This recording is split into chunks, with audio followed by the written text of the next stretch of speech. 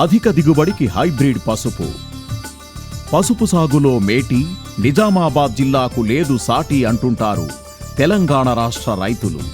నిజమే, మన రాష్ట్రంలో పసుపు సేద్యంలో అగ్రగామిగా అధిక ఉత్పత్తిలో ప్రథమ స్థానంలో ఉంటుంది నిజామాబాద్ జిల్లా. అయితే గతంలో పసుపు సేద్యాన్ని సాంప్రదాయబద్ధంగా పంట కాల్వల ద్వారా నీరందిస్తూ సేద్యం చేసేవారు ఇక్కడి రైతులు. అప్పుడు ఎక్కువ నీటితో తక్కువ ఎకరాల్లో సాగు జరిగేది.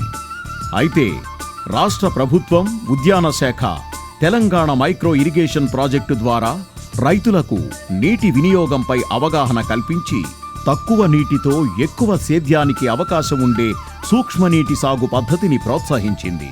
దీంతో ఇక్కడి రైతులు సూక్ష్మ సేద్యానికి మెల్లమెల్లగా అలవాటు పడ్డారు.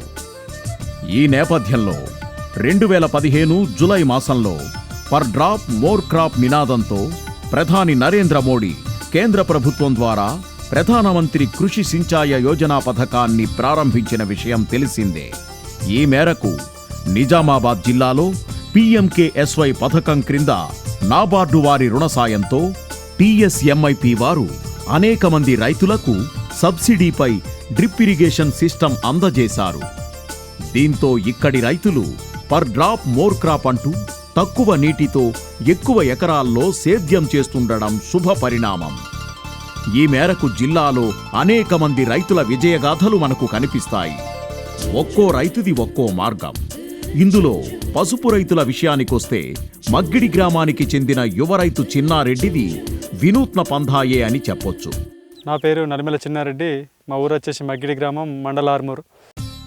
తరతరాలుగా తమ కుటుంబం పసుపు పంట సేద్యం చేస్తున్నప్పటికీ PMKSY TSMIP వారి ప్రోత్సాహంతో గత 2 ఏళ్ల నుంచి హైబ్రిడ్ పసుపు రకాల్ని సాగు చేస్తున్నట్లు వివరించాడు. బిందు సేద్యం ద్వారా మామూలు సాగు కన్నా ఎక్కువ దిగుబడి సాధించవచ్చని తన అనుభవంతో వివరిస్తున్నాడు. మేము TSMIP ద్వారా మేము డ్రిప్ ఇరిగేషన్ తీసుకోవడం జరిగింది. ఈ పూర్తిగా మేము పసుపుని డ్రిప్ ద్వారానే పండిస్తున్నాము. ఎందుకంటే మామూలు చేత్తో పారకం కడితే ఒక ఎకరానికి నీరు సరిపోయేంత వాటర్ ఉంటే ఈ డ్రిప్ ద్వారా మాత్రం పండిస్తే దాదాపు 2 నుంచి 3 ఎకరాల వరకు పండించుకోగలుగుతున్నాము. మళ్ళీ ముఖ్యంగా మా పసుపు లోపల ఈ డ్రిప్ ద్వారా నీటి తడిస్తే ఎక్కువగా మాకు దిగుబడి వస్తుంది. మాకు ఇప్పుడు పసుపు దిగుబడి దాదాపుగా 30 నుంచి 40% వరకు ఈల్డ్ పెరుగుతుంది. ఈ సంవత్సరం తనకున్న 4.5 ఎకరాల్లో బిందు సేద్యం ద్వారా 8 రకాల హైబ్రిడ్ పసుపు రకాలను సాగు చేసినట్టు వివరించాడు. సాధారణ వెరైటీల కన్నా హైబ్రిడ్ వంగడాల వల్ల అధిక దిగుబడి వస్తున్నదని ప్రత్యక్షంగా చూపించి వివరించాడు. PMKSY పథకం కింద నాబార్డు వారి రుణ సాయంతో TSMIP ఆధ్వర్యంలో రాష్ట్రంలో జరుగుతున్న పర్ డ్రాప్ మోర్ క్రాప్ యజ్ఞంలో తాను భాగస్వామినేనని, ఈ పథకం తనకెంతో ఉపయోగంగా ఉందని చెబుతాడు Chinna Reddy. Per drop more crop అనే మన కేంద్ర ప్రభుత్వ నినాదం ద్వారా నాతో పాటు మిగతా రైతులకు కూడా చాలా లాభం కలుగుతుందని అనుకుంటున్నాను. TSMIP నిజామాబాద్ జిల్లా అధికారుల సూచన సలహాలతోనే తాను వివిధ హైబ్రిడ్ పసుపు రకాల్ని పండిస్తున్నానని సంతోషం వ్యక్తం చేస్తున్నాడు. ఇప్పటికైనా రైతు సోదరులందరూ చిన్నారెడ్డి గారి పొలాన్ని చూసి ఆదర్శంగా తీసుకొని కొత్త వెరైటీస్ వేసుకోవాల్సింది, తర్వాత కొత్త విధానాన్ని పాటించవలసిందిగా మేము ఉద్యాన శాఖ తరఫు నుంచి మీకు అందరికీ కూడా తెలియజేస్తున్నాము. ఇప్పుడు మనం చూస్తున్నాము, సాళ్ల పద్ధతిలో చేస్తున్న రైతుకు దాదాపుగా 1 ఎకరం నుంచి 20 క్వింటాల ఎండు పసుపు వస్తే, మనం ఈ ఎత్తుమడి ద్వారా అంటే రేజ్డ్ బెడ్ సిస్టంలో డ్రిప్ ద్వారా చేసిన రైతుకు దాదాపుగా 20 నుంచి 50% రెట్టింపు దిగుబడి వస్తున్నట్టుగా మనకు తెలుస్తుంది. సాళ్ల విధానంలో దాదాపుగా 1 ఎకరానికి వాడుతున్న విత్తనము 8 నుంచి 10 క్వింటాళ్ళు. బట్ ఈ ఎత్తు రైజ్డ్ బెడ్ సిస్టంలో మనము కేవలం 2 నుంచి 4 క్వింటాల పసుపుతో ఎకరం వరకు మనం విత్తనం పెడుతున్నాము. కాబట్టి విత్తనానికి అయ్యే ఖర్చు కూడా మనం తగ్గిస్తున్నాము. అలాగే ఈ మధ్యకాలంలో మనం చెప్పాము స్పైస్ పార్క్ వస్తుంది మనకని.